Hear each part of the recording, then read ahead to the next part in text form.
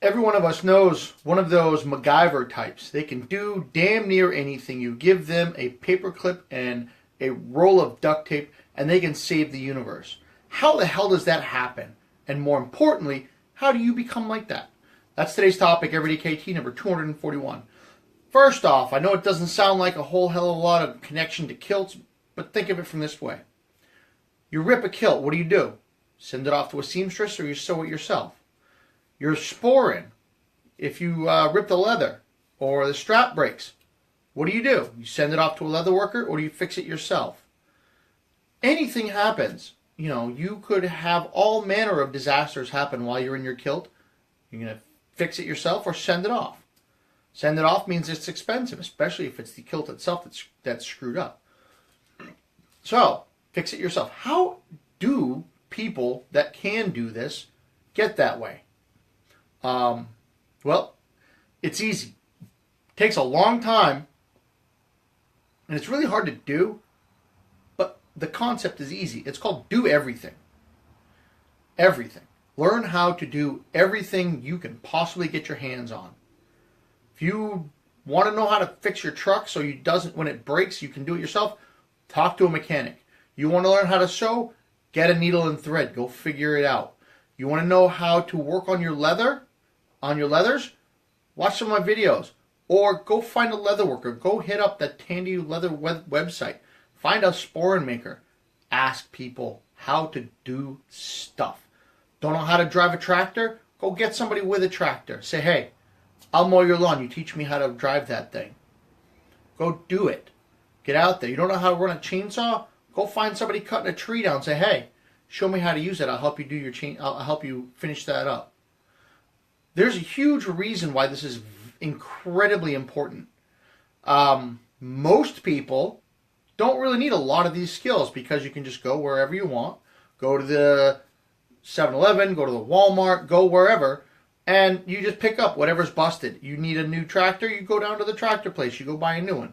You need a new thing for your truck, you can take it down to the dealership, they fix it. Well, there are parts of this country and a vast majority of the world where that doesn't happen.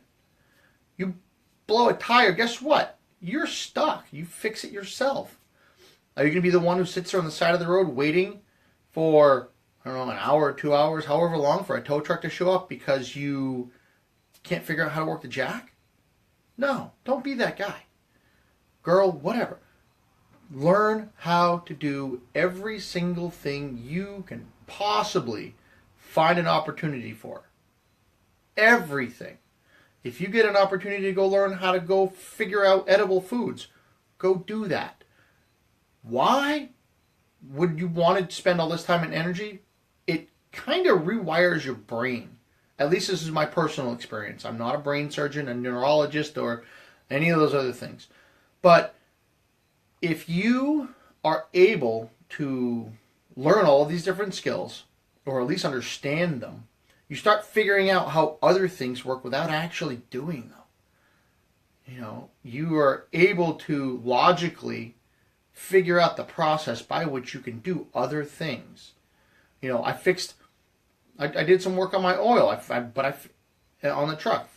That was easy.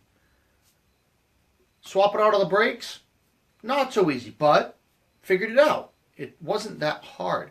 Fixing my tractor, not that hard, but it was because I've spent so many years just figuring crap out without going to the shop to buy a new one, going to the dealership to have them fix it for me, trying to figure it out on your own. Heart surgery, probably not. Most anything else, you could probably figure it out on your own. It's going to save you a crap load of time, a crap load of money, and it's going to make you look awesome. And you know what's even better than that? You're going to feel awesome. Because you're going to be able to sit there and say, you know what? I did that. I fixed that. I built that. I did that. That was me. And what happens over time is you get really good at a lot of things, and then you're at work or you're someplace and something happens and something breaks and crap, my blah, blah, blah, blah, whatever happened. And you're like, well, hang on. Let me see that thing. Here you go. It's fixed and you're now a savior. It's pretty cool when you magically MacGyver something back to working condition in the middle of nowhere with no resources, and people just look at you and they're like, how in the hell did you do that? It just baffles most people. So, are you going to be that person who sits there baffled? Or are you going to be the one that sits there and saying, hey, look, I just did that? You don't even have to say it. Just stand there and say, hey, here's your broken thing. I fixed it for you. It's a pretty awesome feeling. And it's something that's sorely missed in this world. In my experience, a lot more people are more reliant on other people to show up and fix their busted stuff, or go to the shop and buy the whatever, a replacement, instead of fixing it themselves. So don't be that person. Be able to do for yourself, to fix your own stuff, to understand how things work, so that you're not so heavily reliant on going and spending money to get things taken care of, which you can do yourself. Because it's awesome. And it makes you a badass. So somebody give me a Kiltology. I don't want to ramble because badassery is one of my favorite topics in the whole universe. So, somebody, which one? Volume 1, Volume 2, or 1 through 507? It's on Amazon for those of you. Angela, I thought you... Oh, Kevin swings for the fences. It's number 2.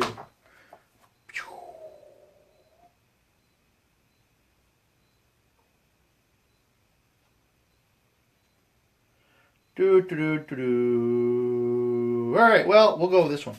Because we're talking about what do you need. Kiltology number 246. You only need 3 people to have a good time. 1 person to drive. 1 person to bring the single malt. And 1 person to be the idiot. There's an asterisk right there, if you don't know. It's common for the role of the idiot to spread to everyone as the evening goes on, especially if you bump into another group who also happens to be out for a good time. What does that mean? That means you have to have someone to get you where you need to go. You need somebody to have what you're drinking when you get there, and you need somebody to laugh at. Now, that doesn't mean they're an ass or a moron or stupid or that guy. They just happen to be funnier for whatever reason. And as most people know, take the scotch from person number 2, give it to number 2 and number 3, and that role ping-pongs between the two. Bump into other groups, guess what? That guy driving still driving, but that number of idiots and people bringing scotch increases exponentially, which means more people for that idiot role to ping-pong around. It gets pretty funny sometimes. So if you don't know what I'm talking about, please go find somebody who can drive, somebody who can bring something to drink, and somebody who you think is funny for whatever reason. Could be you because you think you're funny. Figure that out on your own. But go out and have a good time. And, as always, be strong. Put a kilt on.